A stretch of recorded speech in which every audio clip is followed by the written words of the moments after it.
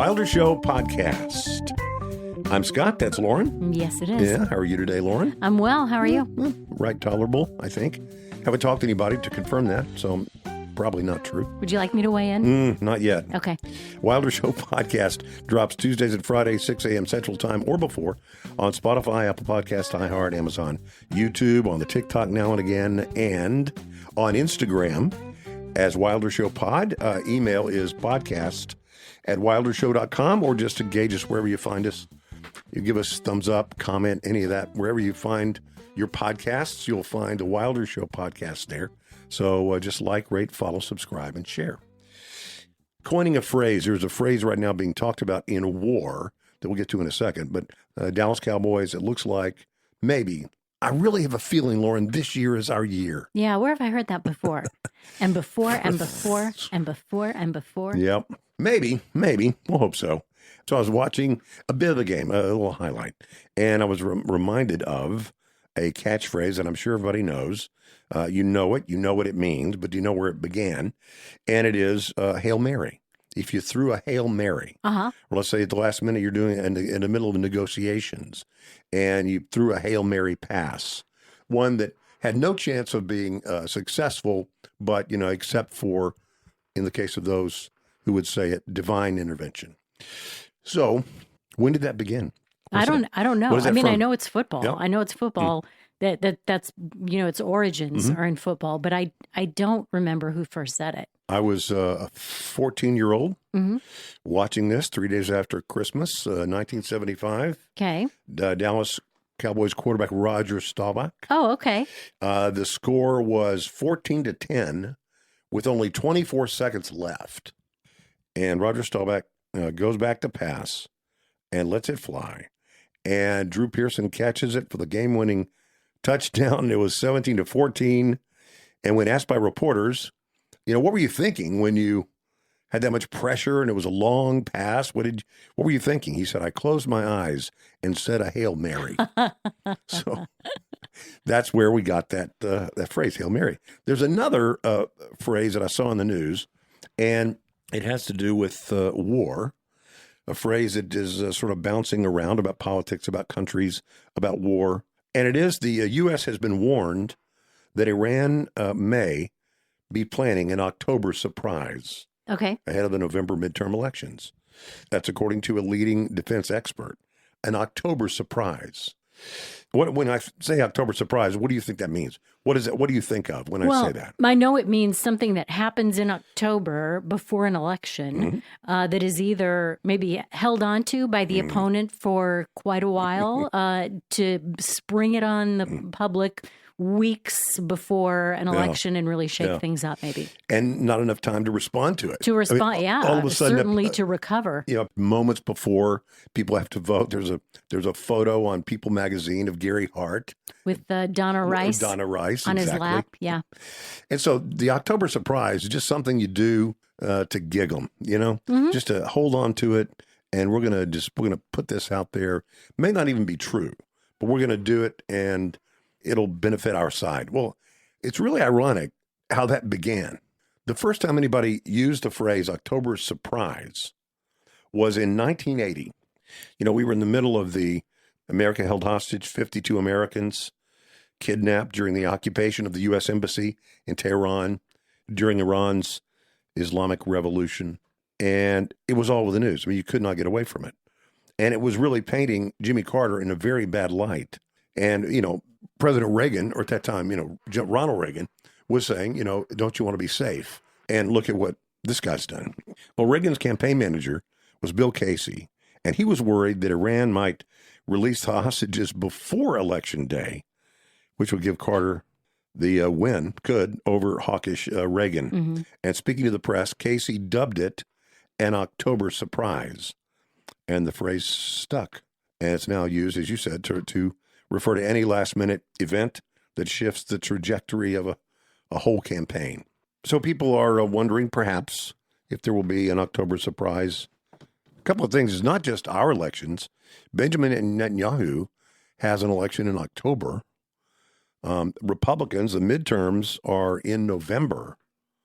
And not to, bring on something bad or be negative, I would be surprised if some event did not occur that would cause us and maybe Israel to go back and sort of finish the job. I'd be really surprised because if it doesn't happen, there's a good chance that Republicans will not, I think we won't hold the House and might not hold the Senate. And I'm not sure Benjamin Netanyahu is going to win his reelection. Anyway, the president says we're not negotiating with Iran anymore. We're also not bombing them. So we're not talking to them. We're talking to other people around them and saying, you guys, we are going to punish you, our allies, if you do any business with Iran. I don't think that's going to work. It doesn't make a lot of sense. I mean, I know what they're saying, but they are our allies. Some of those places, we have military bases there. I mean, you push this and push it and push it, and they might just say, you know what? I think we'll just, we're not going to rebuild those military bases. We need those bases. We need Bahrain. We need UAE. We need all Saudi Arabia. And they've gotten bombed as a result of what we have done. And now we're saying, don't do business with Iran. I don't, we'll see.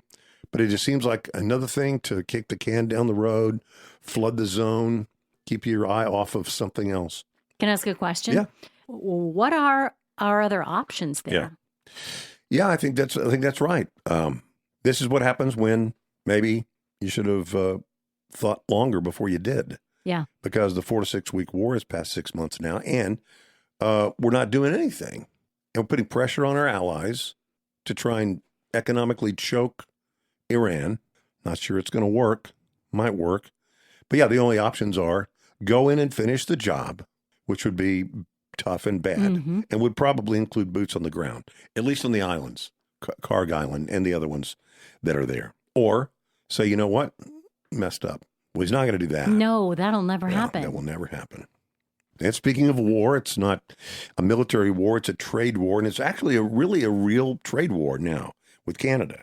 And it looks like Canada is not blinking. It was a temporary truce that they had. It was shattered. Trade talks in Washington fell apart, both nations blaming the other. Did not. Following the breakdown, U.S. immediately implemented 50% tariff on approximately $20 billion worth of Canadian goods, targeting wine, dairy, cement, clothing, paper products, and hockey sticks. And President Trump, not satisfied with that, took it a step further and said, yeah, that's going to happen on September 8th. But on January 1st, we're going to go to a 50% tariff on all Canadian cars, trucks, and automotive parts. Also said that the steel duties will be held at 50%. Canadian Prime Minister Mark Carney says, hey, we will retaliate dollar for dollar against what the president is saying. Trump said he declared Canada will be treated like a state no longer. He means a United State, one of our United States. He went on to attack Canada as being, quote, among the worst nations in the world to deal with. By the way, we get 95% of all of the natural gas that we import. 95% of that gas we get from Canada. So what could go wrong? Yeah. He says they feel entitled. We don't need Canada. They need us. They do 95% of their business with the U.S., with us, the exact opposite. Yeah. Well, here's the problem. There are a lot of states that border Canada, and those states happen also to be swing states in the election. You've got Maine, Susan Collins in Maine. You've got Michigan, you've got Wisconsin. I mean, these are states that if Republicans don't hold those states, they might also lose the Senate. So these things are sort of connected. How you negotiate with people overseas, threaten, negotiate at the last minute, back off your big threat, and then claim that somebody wants a deal like never before, and they say, no, we don't. We're not even talking to them. And you do that again and again and again. Other people are paying attention to that. They look at that and they say, oh, that's how he does business. That's how he does business. So when you go to Canada, they're going to go, we're going to call your bluff. We don't believe you. We'll see. But I don't think they do. I don't think they're blinking. Very interesting piece of news, I think. It's not a big deal. And I really have no comment on it, except to tell you that it's happening. You know what Log Cabin Republicans, you know what that is, I right? do. Yeah. It's the nation's largest group representing gay conservatives and their allies. they have decided to drop one of the letters. One of the LGBTQIA plus. Who are they not anymore? T. Really? Yeah. Ross Heminger wrote a column last Thursday. He's the group's president, wrote that the organization's board of directors voted to narrow its national advocacy focus on issues relating to sexual orientation and conservative values. The group will now focus on the L and the G and the B, but they are dropping the T. Okay. And so Heminger says, we are an LGB advocacy organization, as our founders envisioned, and as our moral center calls us to be. That's interesting reasoning, because people who hold different opinions might also invoke the founders or their own moral center. Anyway, I thought it was really, really interesting that that's it. They've embraced Trump's hard right conservative anti-trans arguments. I'm talking about log cabin Republicans. In 2015, they voted to include transgender Americans as part of their advocacy, quote, out of belief that all adults should be allowed to pursue their own happiness, end quote, as long as it did not, quote, impede on the inalienable rights of others. At the time, we did not believe that we would find ourselves where we are today. So very interesting, I think. A shift away. They are now LGB, but not T. Waymo. We've talked about Waymo. Something about Waymo before we get to Scattershoot. You know, when you get in a Waymo, I'm sure you have a thing that your agreement, you're signing something, right? When you order it, what's it called? Terms of service, right? Terms of service. Yeah, I guess you've probably checked a box at some point or another when you first get the app and sign in. They have a camera in there, for example, right? Anything you say as a person in the car is, available to the place. Yeah, that's true. Isn't that true of most ride sharing services, though? I mean, like a Lyft or an Uber? Sure. Yeah, I think so. But here's where it gets interesting. What about when you're walking by a Waymo? What about Waymos that are driving through your neighborhood? Parked Waymo vehicles are recording Nashville neighborhoods, churches, businesses, and parks every day without any public guidelines on how long footage is stored and minimal details on how it is used. Is that crazy? So I didn't get permission to capture me as I'm walking down the street. They're parked there like waiting for somebody to call them into service, or why did they just happen to be parked? Well, let's look. Since the company fully launched in Nashville in June, more than 50 white driverless Jaguars with out-of-state plates and large spinning sensors shaped like a top hat, you've seen those before, on their roof, carting people around Nashville, saturating downtown hotspots like the Riverfront, Lower Broadway, and Music Row. The vehicles use a combination of, this LiDAR and radar and all this kind of stuff. But there's also external video and external audio from both the in-car system and the 29 external cameras that operate and train the vehicles when they're actually underway. So you go to a neighborhood, that neighborhood is basically surveilled by Waymo. A Waymo car sitting in your neighborhood is gathering. I'm sure there are 100 reasons that this is wrong in law. But they're sitting there surveilling, or they're driving through a neighborhood before they drop off a fare and then go to pick up the next one? Is that surveillance? The company wouldn't say how many designated or frequented parking areas exist in the cities, but those in Nashville have noticed several hotspots where the vehicles repeatedly sit idly. In these spots, the vehicles park several times a week, sometimes for prolonged periods of time, and sometimes more than one vehicle at a time. Well, they're not monitoring everybody. The cameras aren't on them, so they can watch what's happening to with strangers who happen to be passing by. The cameras are on them because it's an unmanned automobile that is subject to vandals or any number of things that could happen. They've got cameras on them to monitor those things, right? I mean, it's not like they have cameras on them because they want to watch people in neighborhoods. Yeah. It's not for anything nefarious. It's for protection. Well, maybe the same thing with flock cameras then. It's all just to protect people. I mean, they're just trying to protect people. They put a flock camera right as you enter your neighborhood. They're just trying to protect people. I think it probably is. I know lines can be crossed. Yeah. I mean, I think that the question is, what do you do with the information you have, and how long do you? If it's idle, what do you do with that information? mm-hmm. Do you save it? Do you destroy it? And that there are not answers for that. There should be some kind of policy that they can make clear very quickly on things like that. We keep it for a week, keep it for a day, end of every day, everything, every car that has not had any sort of incident, all of the footage is scrubbed, deleted, whatever. I'm sure there are a million things I'm not thinking of. Well, the other thing is, what about the things that the information that it gets? There are third parties. You could send that information to somebody else. You gather all kinds of stuff with facial recognition and the LPRs, the license plate readers. Yeah. Do they pass that on?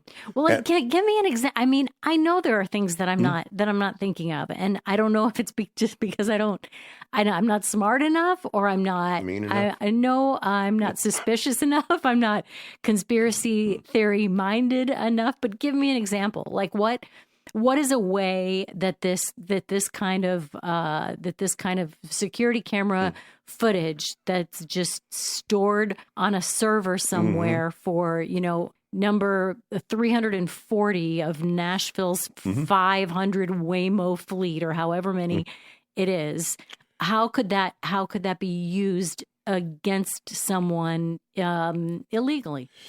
The point that I would make is not to have to come up with a scenario where it could be used in a nefarious way. It's that if you're riding in a Waymo, you have given permission. Yeah.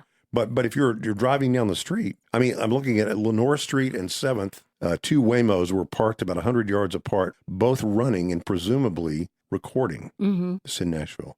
On Scoville Street, Waymos have been parking in front of several homes and two churches since June, sometimes for hours at a time. I have wondered about that. Maybe they feel safe there by a church. I mean, if you had to park somewhere and be, if you were looking Waymo, for a safe place. If you're a Waymo looking for a place you want to park, I would look for a church. All right. Anyway, probably not a problem, Lauren. But I've had it probably is. I'm just trying to figure out exactly how. And I think you're right. It's permission. not. It doesn't matter how. It's just permission. That's all it is. Yeah. I mean, I get it. People say, well, if you don't have anything to hide, what do you care if people listen to your phone calls? No, I know that's because not. I know that's not what you're saying. But people do get in that weird checkers mentality of, yeah, you know what? I don't care. Yeah, everybody can listen to all my stuff. I don't care. I'm so good. I don't do anything wrong. But then have permission. That's privacy. Yeah. It's not secret. It's just private. Mm-hmm. All right. It's time for Scattershoot. Let's go.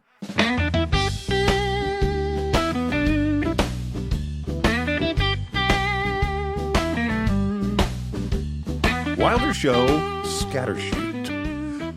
All right. Hey, could we reflect on something that we talked about last week?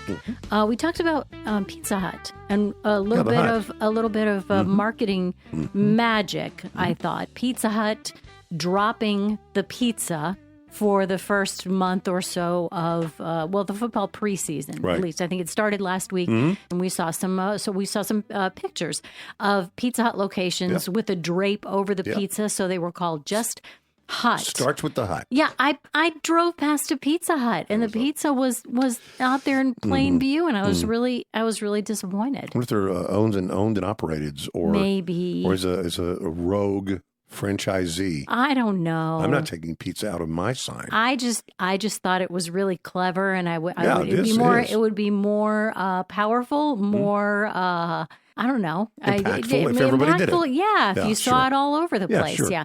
Anyway, kind of disappointed, but nobody asked me. Maybe they didn't have a big carpet to put over that. Maybe they made you get your own tarp. I probably did. Maybe they didn't I'm not send doing it that. to you. I'm not going to go up there. Yeah. Got to climb on the roof. Yeah. Okay, never mind. Right. I understand. They also covered on the sign, on a freestanding sign. So you've got to have, the sign with a pole. The hut is on there. Yeah. Instagram, I think I put that picture. I did see that. And it was like, how would you get that draped? Yeah. You'd have to be up on a crane or something. Unless you could fly. It's easy for those of us who can fly. Everybody else has to get a ladder. Yeah. Bad news in the UK.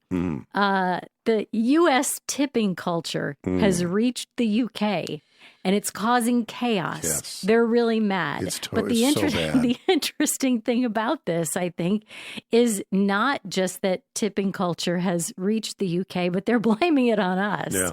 That we're so weak and spineless here. We've just bought into the sure, I'll tip you before I've even gotten my coffee yet. Before you've even done the thing, I'll tip you. And now they're weighing all of these different things in the UK that we've been weighing for all of this time. If somebody holds out the little machine and you're choosing between, 18, 22 and 25%, or in some places it starts at 20 and it goes sometimes up from there. Yeah. And they're looking right at you. And maybe depending on the kind of person you are, you might feel that they're maybe guilting you into a higher tip there.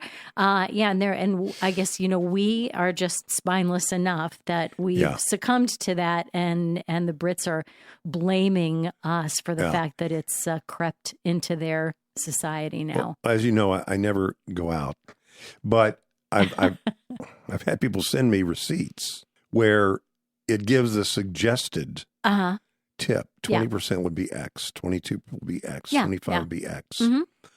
But it's not calculated right. It's too big. It's too much. Wait, what do you mean? Like on a $30 tab, 20% would be $6. And you mean, so the math that they do on the computer automatically kicks out a thing. Oh, that's that says, bad. Hey, let me suggest, here's suggested tips. Here's 20. Yeah. Here, if you want to do 20, here it is. You want to do 25, here it is. You want to do 30, here it is. I totally take their word for it on that. No, don't ever take anyone's word except mine. Anyone's word on that kind of stuff. And, they will always say, oh, it was a computer glitch. And sometimes maybe it is. What about the 90 people who did it and they overpaid? Nobody's it's out of control. It's out of control. Giving them back the money it's out of control. Tipping is out of control. Yeah, I guess. Do you tip? We may have talked about this before. I'm a good tipper. Do you? Oh, I know you're a good tipper, but do you? So when you get your hair, you cut your hair yourself most of the time, don't you? If you go somewhere and get a haircut, you're a good tipper. I do. There. Yeah. Let me tell you what the theory is that someone shared with me a long time ago, and I don't know if this is right, but I would love input on this because it impacts the way I do things. So if you can weigh in on this podcast at wildershow.com, I know will weigh in because you weigh in on everything. I have always heard that if you go to a salon where the barbers or the operators, the colorists, the cutters, whatever, the stylists are employed by that place, and they take a salary from the business shop, that then tip them to your heart's content. Maybe 20% is a good base. But if you're going to someone who rents out their own place or maybe works out of their home, that they decide what they want to charge, they can charge you whatever they want. And if you don't want to pay that much, then you don't have to go there anymore. But if somebody, who's renting their own space or operating out of their home or their own salon or something like that, if they tell you how much it costs, you don't have to tip them on top of that because they've chosen. Yeah, they chose the price. They've decided how much they're going to get paid for that. I don't know much about the barber or the beauty salon world, but I know that at the beauty place, you have multiple people dealing with you sometimes. Yeah. You have a coloring person and you have somebody who hair shampoos. Washing. So it's like, golly, we're going to walk around with, $3 each or something. Or yeah. whatever it is. Yeah. You actually do that sometimes. I think most of those places, not all, but most of those places, it's not like Jim Bob's barbershop and Jim Bob hires the barbers and pays them a salary. It's like, we got an open chair. You got your own clientele. Bring them in. Yeah. And, maybe they pay $2,000 a month, $5,000 a month, whatever it is. I think it's important to know, though, what kind of place you're going to, because it might have an impact on how you pay and how you tip. Makes sense. I know you know this. You probably know this as specifically as I'm going to report it, because I know you keep track of things like this. At 10:45 on Saturday night, it was 94 degrees. Oh, yeah. Still 94 degrees I know. at 10:45. I was feeling pretty sick. This is the time of year when all my flowers die too, because I just can't stand the thought of even going outside and water. I think it's because they don't want to live anymore. They just enough. I didn't even think of it like that, but yeah. So it's not my fault after all? No. Okay. All right. Well, I was feeling pretty sorry for myself and for all of us collectively until I started reading about the people who are still dealing with power outages in all throughout Northwest Indiana, particularly Gary, Indiana, where storms took out the power on August 11th. Gary, Indiana hit particularly hard, took the power out for more than 370,000 people in that area. And nearly 2 weeks later, thousands of people, I think you said like 90,000 people 90,000. are still living in the hot, dark. Now it includes the mayor. It does. It does. Now, I do have to say now, yesterday, most of the kids in Gary public schools went back to school after being out for nearly 2 weeks. Man. And today, most of the rest of the people who had been without power were supposed to be restored. I haven't heard yet if that's true, but they had. I think their temperature has been in the 70s. I know. So it's been that's helpful. It's not like definitely helpful. They're not in the hundreds. But they like other things to consider. And about little more than 2 years ago, this past spring, I lost power in not my whole neighborhood, but a good chunk of my neighborhood was without power after storms for about a week. But I had someplace else I could go. Sure. I could easily go that was close enough to my home that I could drive by and make sure everything was okay. I could go stay someplace where they had electricity. I could work. I could do all those things.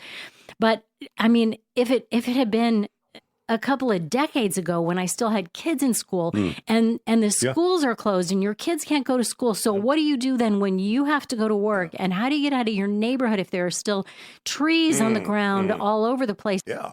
Crazy. Stories of parents taking their kids to Chicago to stay with grandma for a couple of weeks while they come back to Gary to get to work every day. And just terrible. Hundreds of dollars of food being lost in refrigerators without power. Sure. It's just and once you get behind a little bit, it's hard to catch up. Yeah, I mean, if if a week's worth of groceries are just gone. Trying to feed your family fast food and things you pick up and it's just another thing, all the most of the stores were only taking cash because they didn't have access, and so if you didn't have cash, the ATMs were out too. Gosh, I mean, what a terrible situation.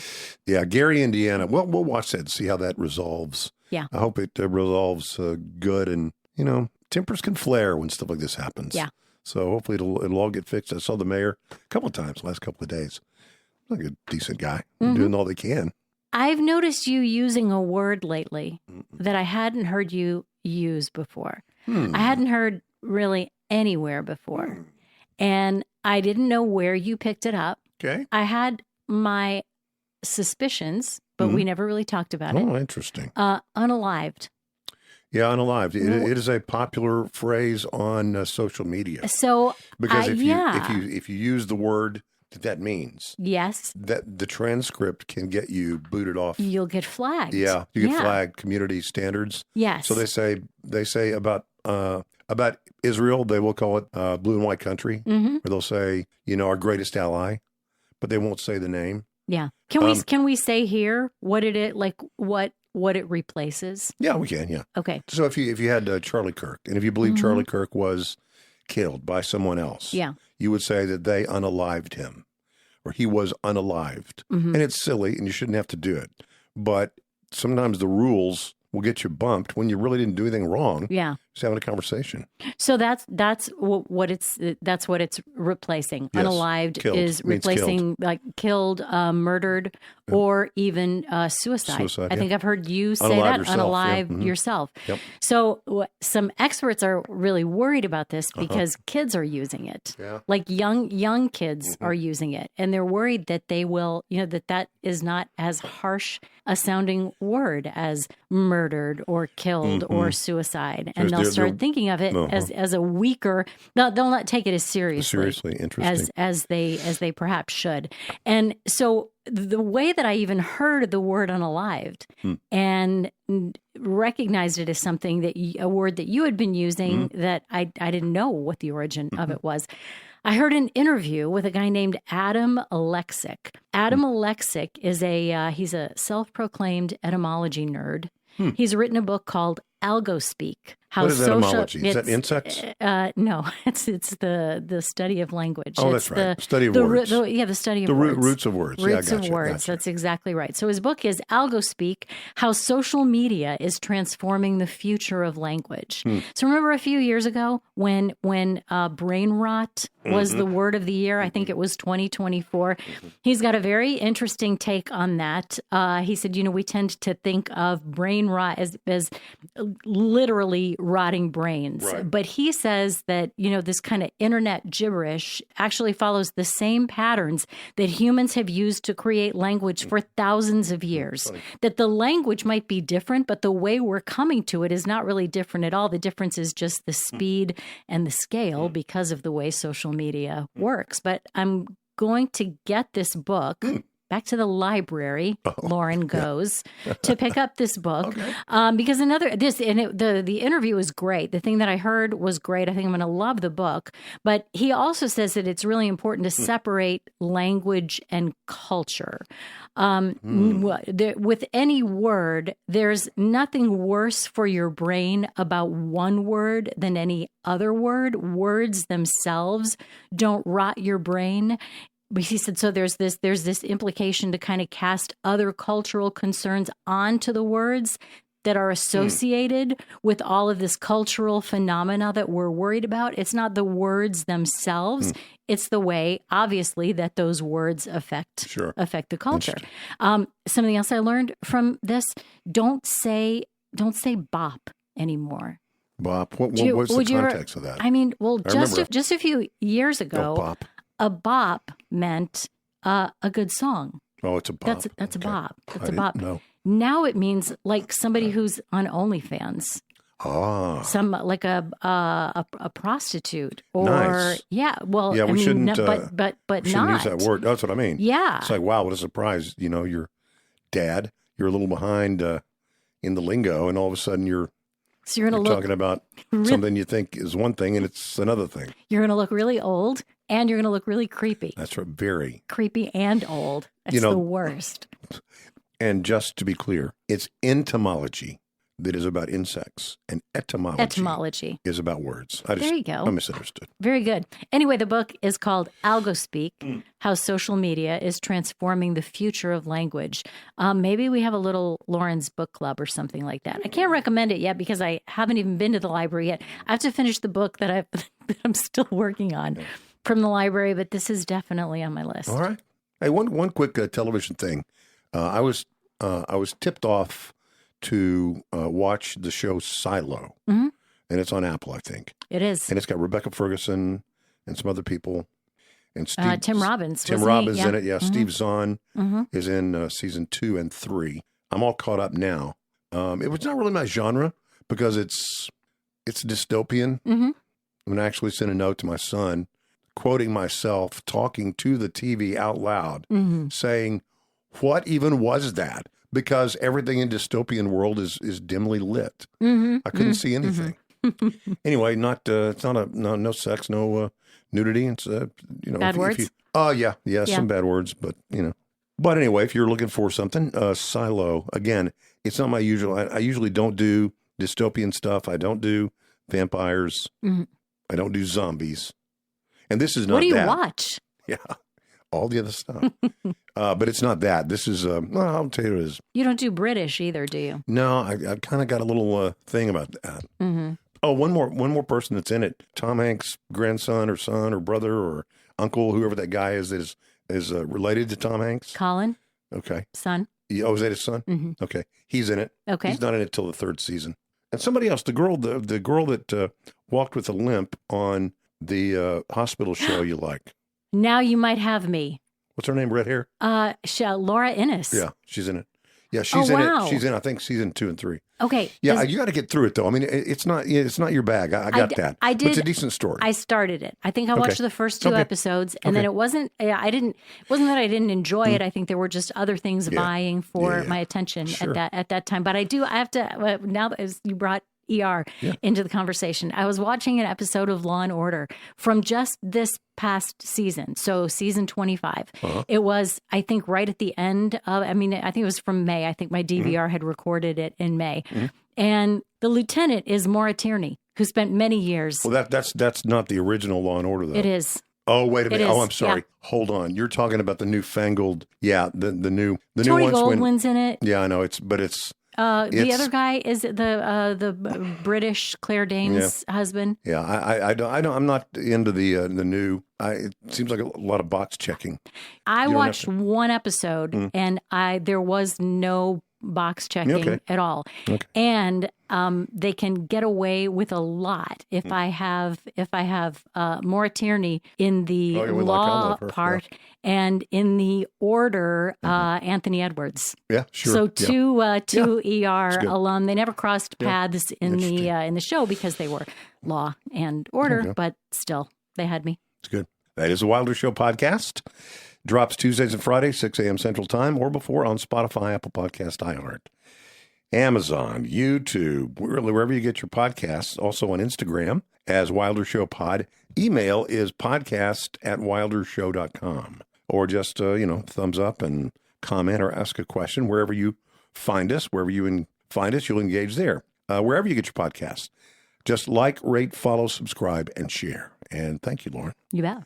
And we'll see you next time.